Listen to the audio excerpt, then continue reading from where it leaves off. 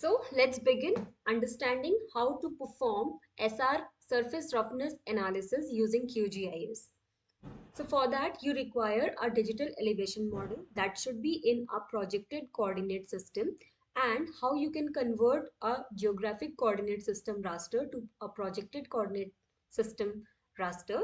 I have already explained in a previous video, and I'll provide you the direct link to it by in this I button. Okay, so let's begin.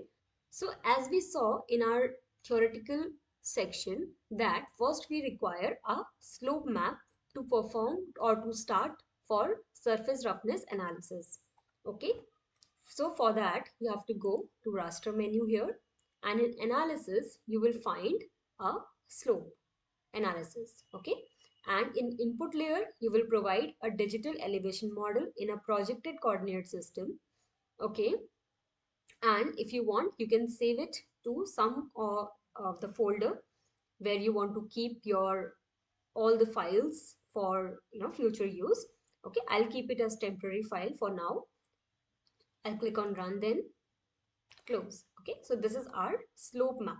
We do not have to style it because this is not our final results. Okay, because these slope values 0 to 40 degrees, 40 is in degrees. Okay, now we have to convert this into radians. So for that we are going to use raster calculator.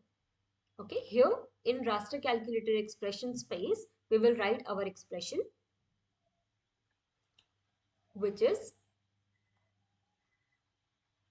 brackets open slope brackets close multiplied by brackets open 3.147, which is the value of pi, divided by 180 brackets close, and here you have to give the name of the output layer. Okay, so I will write it as slope in radians.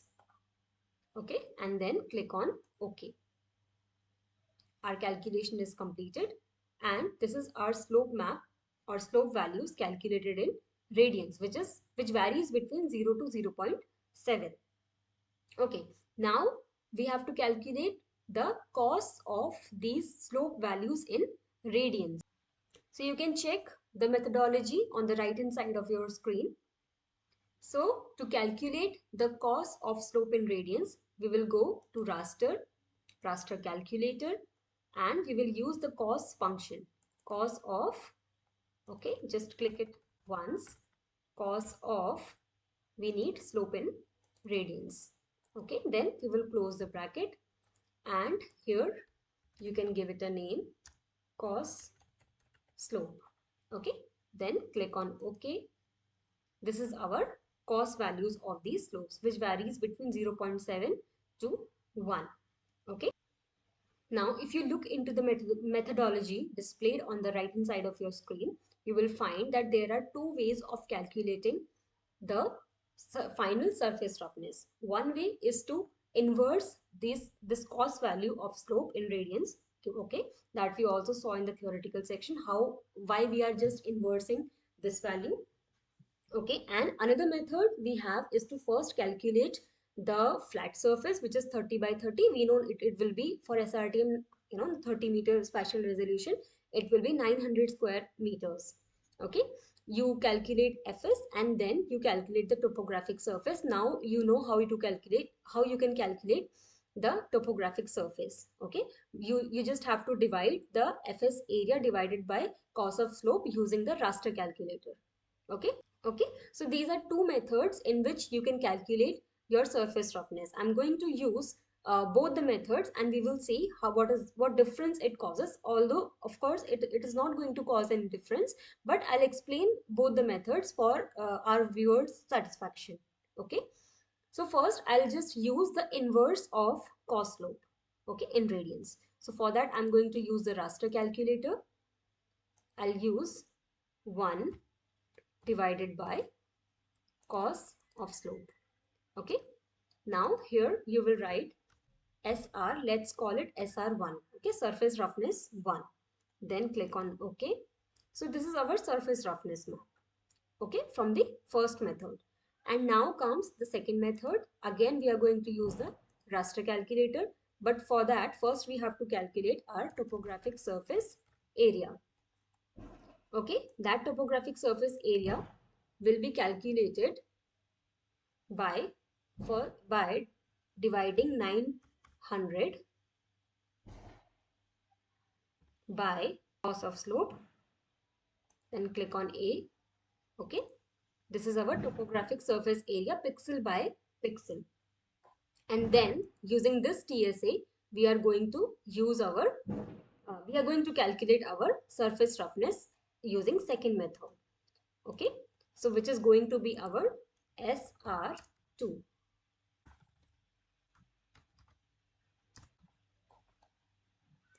Okay, here we are going to use topographic surface area divided by 900. Okay, divided by 900. Let's see what results we get. This is our SR2. Okay, and this is our, let me collapse all these first, and SR1 and SR2. If you will notice that you see the ranges, it ranges between 1 to 1.3 3156, and again here 1 to 3156. Okay, so now it's all up to you whether you want to calculate the surface roughness using first method or the second method. Okay, if you want to display if you want to use the topographic surface area for maybe some of your future analysis, then I have already demonstrated this method which you can utilize. Okay, so let's style, because surface roughness is the final result of our current objective. Okay, so now we are going to style one of these layers as the results in both of them are similar. Okay, so I'm going to use the open the layer styling panel button here. Okay, let's keep it at the center. I'm going to change single band pseudo color, change it to single band pseudo color. From minimum maximum value, I'll use the cumulative count of these values. Okay, and if you want, you can make any changes here. Okay, let's invert the color ramp, and you see these are the higher values of surface roughness.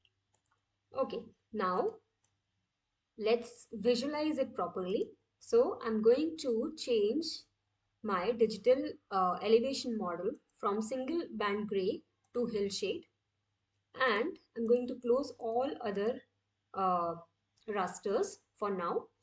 And then if we multiply this using the blending mode, then you will see the incision effect here, okay, in these higher values, right?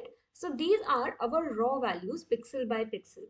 Now I just want to display the mean surface roughness values in this area. Okay, so that my map or the final raster looks much smoother here. Okay, so for that, what I'm going to do, I'm going to use the focal statistics in my processing toolbox. I'm going to use the focal statistics. Okay, so SR2, I'm going to use the SR2 here. My window, which I'm going to use for smoothing my results, that will be square in shape. I'll keep everything as it is. Okay, but I just need mean value, so I'll keep it activated and others I will deactivate. Okay, so that I do not spend my time in waiting for all these analysis, because we do not require all of them, right? So after that, click on run. You will see the difference. I mean, you can keep the raw values of SR, okay, and you can also keep the mean values of SR for your final analysis. It's all up to you, but I usually use mean values so that I get the spatial distribution uh, visualized in a better way. Okay, so I'm just going to copy the style of symbology from SR2, and I'm going to just paste it in my mean value. Okay, I'm going to close this. Now you see my results are much smoother, and all the unnecessary and I can see a very definite pattern of higher surface roughness values along these drainage system. Okay, so for my final interpretation, I have already loaded the thrust shapefile. Okay, so that we can see what are the reasons behind, what could be the reason behind these higher or anomalous surface roughness at this particular part. Because this, if you look at the northeastern hill here, this uh, this shows the same lithology. All the same lithology is exposed along this northern hill. Okay, so that is why lithology is not the factor that is contributing to this anomalous surface roughness. Okay, so one of the another factor which can contribute is the active thrust along this along the southwestern end of this particular hill. Okay, so in this way you can interpret your final results and combine different factors associated with a particular anomalous value along a region. Okay, and come to some conclusion or infer some conclusion based on the morphometric analysis. Using only a single morphometric parameters is never encouraged. You need to calculate multiple morphometric parameters and combine them and then conclude about the dominant factors. Okay, so if you want to learn more morphometric parameters, then please go through all the videos in the morphometric parameters playlist and utilize them in your work. And I hope this surface roughness index or surface roughness analysis was will be useful for all of you in your future work and research project. And let me know if you have utilized them and found out very interesting results. You can also share your results, and we can okay, I can help you in interpreting those results. Just send me the email displayed on this screen. Okay, we can discuss your results. So thank you for being so supportive for this morphometric analysis series. I have received a very good feedback from all of you, and if you have any queries, just write down in the comment box. Do not forget to subscribe to this channel so that you can learn more about the morphometric parameters using QGIS, and I can assure you that many more tutorials are yet to come. So thank you for watching this video, and see you in the next video.